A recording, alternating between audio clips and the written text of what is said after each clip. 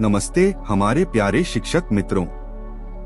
इस सारांश वीडियो में हम जानेंगे कि कैसे विद्यार्थी 2D और 3D आकृतियों और स्केलिंग मापों का उपयोग करके विद्यालय के विभिन्न क्षेत्रों के लिए फर्नीचर मॉडल बना सकते हैं और विभिन्न अवधारणाओं को सीख सकते हैं। मेरे विद्यालय का फर्नीचर प्रोजेक्ट गणित की पाठ्य पुस्तक के अध्याय 5 आधारभूत ज्यामितीय जानकारियां और अध्याय 6 सरल आकृतियों की समझ को साथ में समझने में मदद करेगा। विद्यार्थी 5 दिनों तक प्रतिदिन कक्षा में 40 मिनट और घर पर 20 मिनट बिताकर प्रोजेक्ट पूरी करेंगे। इस प्रोजेक्ट का प्रमुख सवाल है, हम अपने विद्यालय के लिए आवश्यक फर्नीचर कैसे डिजाइन कर सकते हैं।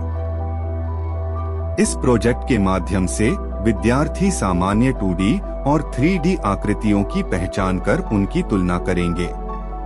वे त्रिभुज और आयत के प्रकारों को बताएंगे और कोनों की समझ रखेंगे तथा कोनों के निर्माण का कारण समझेंगे।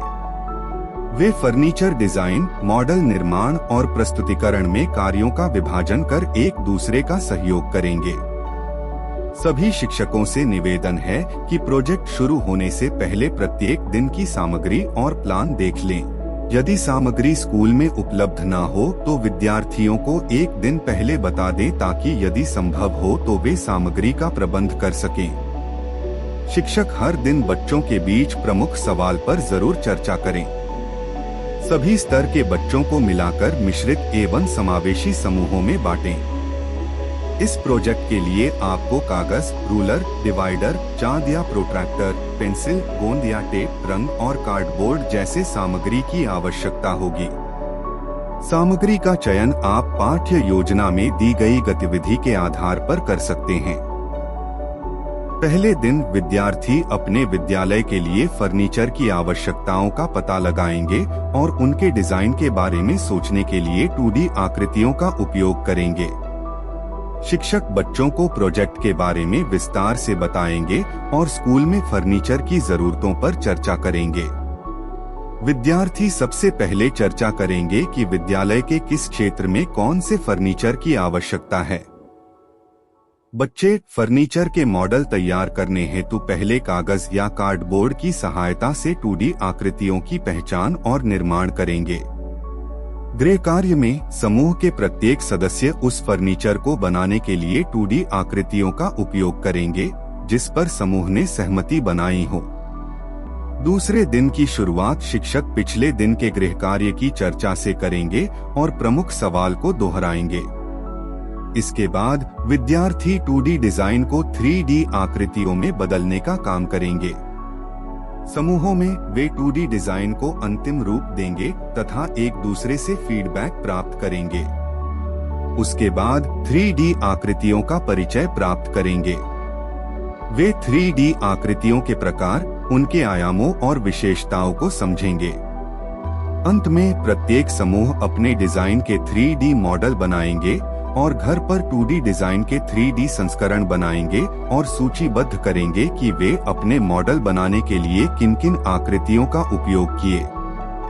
शिक्षक तीसरे दिन की शुरुआत गृह कार्य की चर्चा से करेंगे और विद्यार्थियों ने जो पिछले दिन सीखा उसका पुनरावलोकन करते हुए आगे बढ़ेंगे। तीसरे दिन विद्यार्थी 2D डिजाइन के 3D संस्करण चुनेंगे और फर्नीचर के बाहरी आयामों जैसे लंबाई, चौड़ाई, ऊंचाई की गणना करेंगे।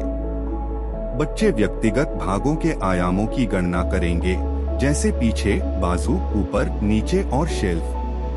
प्रत्येक भाग के लिए वे लंबाई, चौड़ाई और ऊंचाई को निर्धारित करेंगे।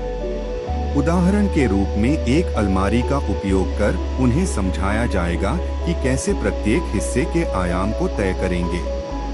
अंत में सभी समूह अपने फर्नीचर के हिस्सों के आयामों की गणना करेंगे। चौथे दिन कक्षा की शुरुआत पिछले दिन के पुनरावलोकन से होगी। इस दिन की गतिविधि में विद्यार्थी अपने फर्नीचर के छोटे-छोटे 3D मॉडल बनाएंगे। वे कागज का उपयोग कर 3D आकृतियां बनाएंगे और गोंद या टेप से चिपकाकर मॉडल तैयार करेंगे। विद्यार्थियों को स्वयं आकृतियां बनाने के लिए प्रोत्साहित करें, साथ ही कठिनाई होने पर उदाहरण देकर समझाएं।